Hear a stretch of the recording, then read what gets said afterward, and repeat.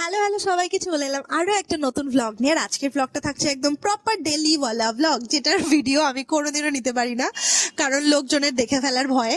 তো যাই হোক, আজকে নিয়েছি এবং বাড়ি থেকে বেরিয়ে প্রথমে চলে গেছিলাম রানীকুঠি, দেন ওখানে আবার আরো একটা অটো নিয়ে মেট্রো স্টেশন যাওয়ার জন্য আরেকটা অটো নিয়েছিলাম, কারণ আমাদের বাড়ি থেকে মেট্রো স্টেশনটা এতটাই কাছে যে দুটো অটো চেঞ্জ করে যেতে হয়। কি আর করা যাবে, স্যাড লাইফ। তো হ্যাঁ, যেটা বলছিলাম, আজকে আমি ভিডিওগুলো নিতে পেরেছি একটা ট্রিক ইউজ করে, যাতে লোক বুঝতেও না পারে যে আমি ভিডিও করছি এবং আমার ভিডিওটাও যেন হয়। কারণ এই ব্যাপারটা আমি এখনো সত্যি কথা বলতে ইজি হতে পারিনি, হয়তো সময়ের সাথে সাথে হয়ে যাব।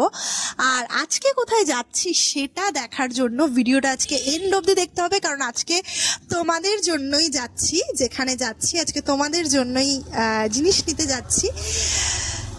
তো মেট্রো স্টেশনে পৌঁছে গেছিলাম এবং মেট্রো স্টেশনে ঢুকেই দেখি টিকিটের একটা লম্বা লাইন। আমি তো কনফিউজড কোন লাইনটায় দাঁড়াবো, এটাই নাকি ওই মেশিনটা। তো তারপরে এটাতেই দাঁড়ালাম এবং টিকিট কেটে এক্সেলেটারে উঠলাম। আর যতই বড় হয়ে যায় এক্সেলেটারের এই এক্সাইটমেন্ট আমার যাবে না, দিল তো বাচ্চা হে জি। তো তারপরে আমি মেট্রোর জন্য ওয়েট করছিলাম এবং নিজের কিছু ক্লিপস নিচ্ছিলাম, সেটাও লোকজনকে লুকিয়ে। পিলারটাকে গার্ড করে দেখো। তো তারপরে বেশ কিছুক্ষণ পর মেট্রো এলো এবং উঠে দেখি ভালোই ফাঁকা ছিল, ভেবেছিলাম হেলতে দুলতে যাব, তারপর তো যা ভিড় হলো, ছেড়েই দিলাম সেটা। তো তারপর পৌঁছে গেছিলাম যেখানে আমার যাওয়ার এবং নিয়ে নিয়েছিলাম তোমাদের জন্য নিউ লঞ্চের প্রোডাক্ট। খুব শিগগিরই আসছে আমাদের পেজে, সেটার জন্য আমাদের পেজে নজর রাখতে হবে। আর এই প্রোডাক্টটা তোমরা এতদিন অনলাইনে পেয়ে এসছো, এবার অফলাইনে পাবে, সাথে স্টুডিওতেও পাবে। আরও একটা জিনিস বলে দিই, গত 6 বছর ধরে আমি ব্যবসাটা করছি এবং আমি ব্যবসার ক্ষেত্রে সবসময় প্রেফার করি জিনিস গিয়ে নিয়ে আসা। আপ টু 5 ঘন্টার ডিস্টেন্স অবধি পর্যন্ত আমি গিয়ে নিয়ে আসি, সেটা শাড়ি হোক, জুয়েলারি হোক, যে কোনো প্রোডাক্ট আমি গিয়ে নিয়ে আসি। যদি না আমার খুব শরীর খারাপ বা কোনো প্রবলেমেটিক সিচুয়েশন থাকে, তখনই একমাত্র আমি পার্সেলে নিই, বাকি সময় সবসময় আমি গিয়ে নিয়ে আসা প্রেফার করি।